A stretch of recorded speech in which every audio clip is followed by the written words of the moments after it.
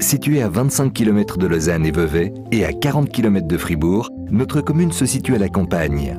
Surnommée la vallée du Flon à cause de la rivière le Flon qui la traverse et afflue vers la Broye, elle est devenue un point de ralliement pour les 3 villages Boulot, Pont et Porcel lors de l'unification qui eut lieu le 1er janvier 2004, commune le Flon. La commune s'étend sur une surface de 978 hectares, dont 740 hectares de surface agricole et 161 hectares de forêt.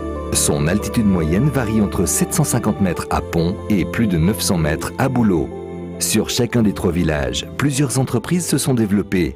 Garages, ateliers de machines agricoles, ateliers de charpente ou de construction. Laiterie, construite en 1992 et inaugurée en 1993, elle remplace les anciennes laiteries de Boulot et Porcel qui, vétustes, devaient subir des rénovations. Pas moins de 22 producteurs de lait, agriculteurs, livrent quotidiennement, soit 2 fois par jour, du lait, plus de 3,16 millions de kilos par an, pour produire un fromage gruyère AOC et vacherin fribourgeois AOC. Notre laitier produit un fromage de haute qualité. Il a en effet obtenu la médaille IPG, Interprofession du Gruyère. Avant le rapprochement des 3 communes, les locaux de notre actuelle administration communale étaient occupés par l'administration communale de la commune de Boulot. Ceux-ci offrant une dimension idéale, ils ont été repris par la nouvelle commune Le Flon au 1er janvier 2004 lors de son entrée en vigueur. Y figure une salle pour les séances du conseil communal, un grand bureau pour les 2 personnes qui occupent les postes de secrétaire communal et caissière communale, ainsi qu'un local pour les archives, ancienne école à côté de l'administration communale. Comme nous avons regroupé toutes les écoles sur un seul site à Porcel, ce bâtiment a été vendu à un privé. Pour des vacances à la campagne, un gîte rural est mis à disposition par un agriculteur de Boulot qui s'est lancé dans le tourisme rural. Le cabanon qu'il a construit à côté de sa ferme est équipé pour accueillir une famille de 5 personnes.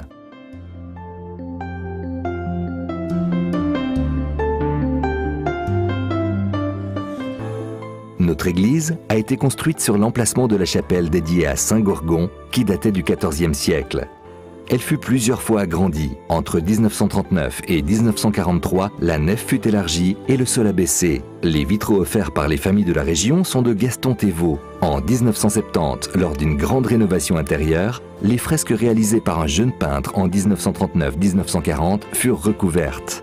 À cette occasion, le chœur de l'église s'est vu doté de splendides vitraux créés par le gruyérien Jacques Cessa. A préciser que notre église vient de subir une réfection en 2010.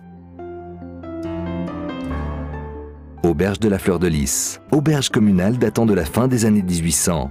Disposant à l'origine d'une partie rurale dédiée à l'agriculture, elle s'est transformée au fil des ans pour devenir un restaurant à part entière, avec une grande salle et une scène où se déroulent parfois les pièces de théâtre de la société de jeunesse. Encore récemment, le village de Porcel comptait 2 restaurants. C'est la famille Roch qui, de père en fils, nous régale avec d'excellents pains et pâtisseries. Dans leur magasin d'alimentation, il y a tout ce qu'il faut à disposition de la population. Depuis le 1er janvier 2011, toutes les écoles ont été regroupées sur un seul site à Porcel. Le premier des 3 pavillons scolaires a été construit dans les années 70, puis le deuxième a vu le jour en 1998. À l'effectif de nos élèves allant en augmentant, il a fallu ensuite construire un 3e pavillon en 2004. Ce dernier vient de connaître une extension avec 4 salles de classe prêtes à accueillir la centaine d'élèves que compte notre cercle scolaire.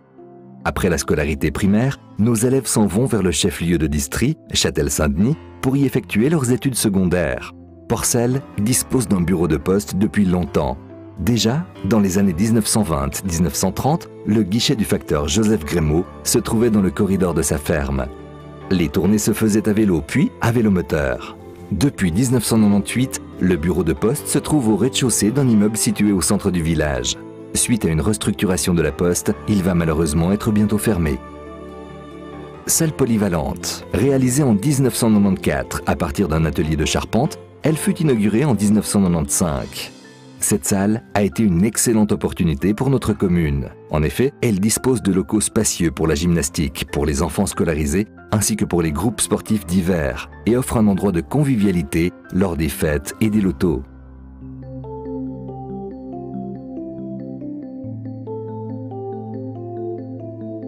Il fut une époque où il y avait 2 moulins et 2 scieries à Pont. Il reste aujourd'hui encore les ruines de l'un des moulins, dont la grande roue faisait fonctionner la scierie. Il y avait aussi une laiterie qui ne fonctionne plus depuis de nombreuses années et une école datant des années 1950 qui a fermé en 2010. Elle a été vendue à un privé. À Pont, il y avait aussi un bureau de poste qui a fermé depuis longtemps.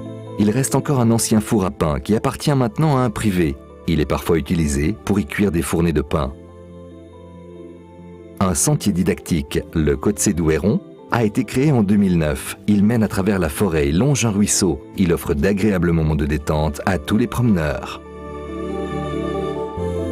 Pont a vu grandir Monsieur Victor Monet, lequel a permis la construction de l'hôpital Monet à Châtel-Saint-Denis, actuel hôpital de district.